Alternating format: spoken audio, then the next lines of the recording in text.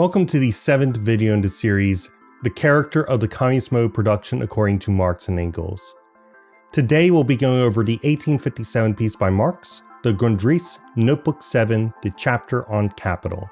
And as you might recall from the previous recording, the Grundrisse is Marx's notebooks in preparation for writing Capital, which we will be going over some chapters of in the next pieces. I've subtitled this, Social Control by the General Intellect Brings Freedom. In this text, Marx talks about the character of mankind's relationship with technology under capitalism, and thereby under communism, the content of real wealth, the bringing of social life under the control of the general intellect, and the end of the alienation on these terms, the development of the productive forces under communism, and the growth of culture as communism develops, the command of labor, the end of poverty, the liberation of man from abstract time and value, and the superiority of communism as a way to do large-scale production is explained, along with an aspect of the development of the metabolic rift under capitalism.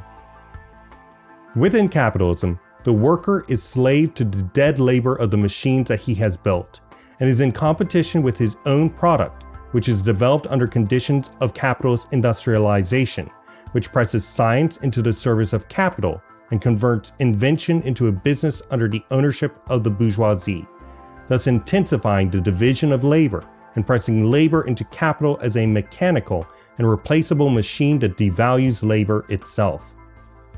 This makes it so the worker hates and fears technological development and is alienated and enslaved by it rather than liberated. In communism, it is the opposite. Science is in the service of humanity as a whole. Development of the productive forces liberates mankind, and the whole of society becomes scientific. It ends the division of labor rather than reinforcing it. Since large industry causes wealth creation to be about efficiency of labor time, rather than total labor time and laborers, as the productive forces develop under socialism, labor ceases in production process, and instead human activity becomes that of a watchman and a regulator to the process, wherein the worker inserts a process of nature, for example a chemical reaction, into an industrial process and becomes a master of that nature, letting it take its course. So as an example, I don't need to know how electricity or wiring works to flick a light switch and have it work, right? This is scientific society, but the whole of society placed under this relation. This appropriation of general productive power, rather than direct human labor, is the form of understanding of nature, and mastery of it, learned through society, becomes a new form of foundation for wealth for a new social individual, a scientist who ceases division of mental and physical labor. To this new scientific individual within a scientific society, theft of labor time is extremely inefficient, and it only fetters the development of large-scale industry. With labor ceasing in direct form, labor time ceases and stops being a measure. Hence, with the end of the division of labor and the basis of labor as a measure of value, the labor theory value ceases, and value ceases measuring use value. Surplus labor ceases to be the basis for the development of general wealth, and as such any Malthusian notions lose any and all basis. In the scientific society, with wealth no longer based on the exploitation of surplus labor time, we can instead focus on maximizing surplus labor. Thus, communism will create large amounts of leisure time, that is, time outside necessary labor time for society generally to reproduce itself. This free time will allow for the development of individuals' full productive forces, which further increases the productive efficiency of society. Under capitalism, leisure time is seen as an aberration, laziness, and idleness, a crime for not producing surplus value. Workers are reduced to machinery and forced into conditions of hopeless degradation in order to maintain power over them and their labor. Health, comfort, and leisure are robbed from us, and the division of labor and gold surplus extraction leads to monotonous and lengthy labor, creating bored and unthinking workers, which produces bad habits and poor intellectual pursuits. Physical, moral, and intellectual movements are perverted or barred from the worker, as the worker lacks time or access to anything higher, all of which is produced by the bourgeoisie for the bourgeoisie, as their command of labor allows them to control civilization and its products, art, society, and so on. Is this command over labor through private property which produces poverty? Quote, what divides the rich from the poor is not the ownership of land or of money, but rather the command of labor. End quote. And as time is the basis of labor, is also command over the lifespans and time of the vast majority of humanity. Under communism, however, leisure ceases being antithetical. Labor time becomes measured by the needs of the social individual, while at the same time, the development of the power of social production is so rapid and expansive that, despite increasing needs of the social individual, production outstrips it. Hence, leisure time becomes synonymous with wealth, and the previous character of value, labor time, necessarily means that wealth is founded upon poverty, which degrades the individual to that of being a mere worker subsumed under labor. Under communism, civilization commands its own labor in art, society, and so on, and so culture is produced by civilization for civilization. Communist society therefore allows the free development of individuals, rather than aiming to reduce labor time to maximize surplus labor. It allows for a general reduction of the necessary labor of society to a minimum, thus allowing maximal artistic, scientific, and so on development of individuals, as all have full free time, access to all they need for full development, and so on. With 1. The end of the division between mental and physical labor. 2. The full recognition of all individuals. 3. The full recognition of labor. 4.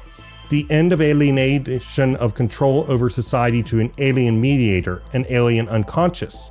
And 5. And the pressing of all social production to direct character and in the service of society rather than capital.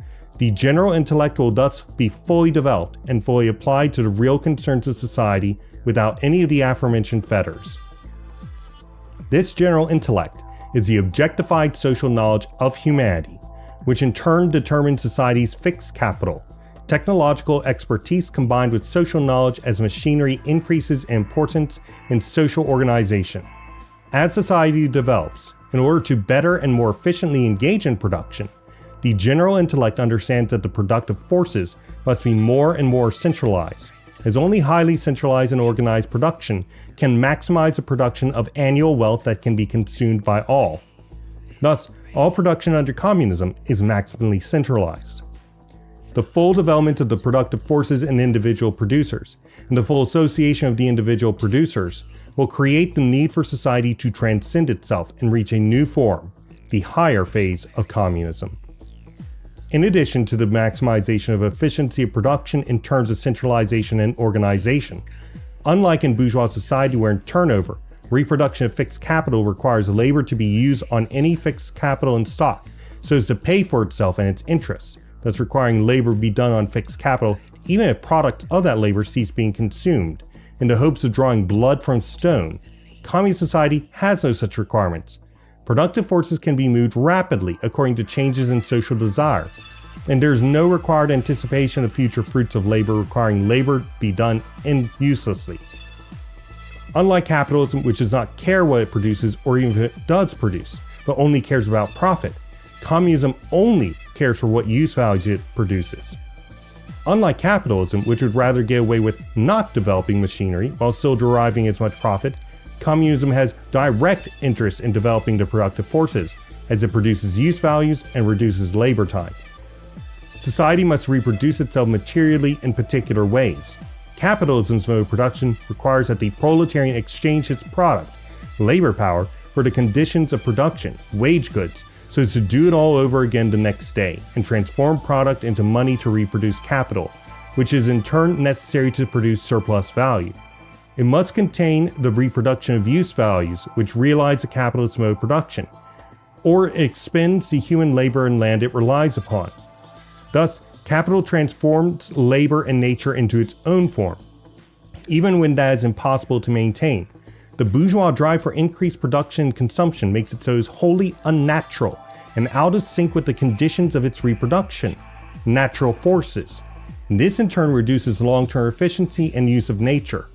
Capital has no choice but to have systems of circulation despite not producing surplus value, because it requires them for its realization. Thus, production is subordinate in every way to the alien process of realization, exchange. Under communism, however, the conditions for reproduction are different. Production is assumed to be social, there is no exchange or process of transformation. There are no fetters on production and consumption based on such, and both are direct. It is in sync with natural forces and humanity, and this is how the metabolic rift is repaired, and we get out of our continuing worsening ecological crisis that has developed and continues to develop completely unabated by the capitalist powers of the world. And that is my summary of Marx's Grundrisse, Notebook VII, the chapter on capital. If you'd like to go over the quotations that I based this summary off of, as usual, feel free to go into the description below and access the shared Google Doc containing this.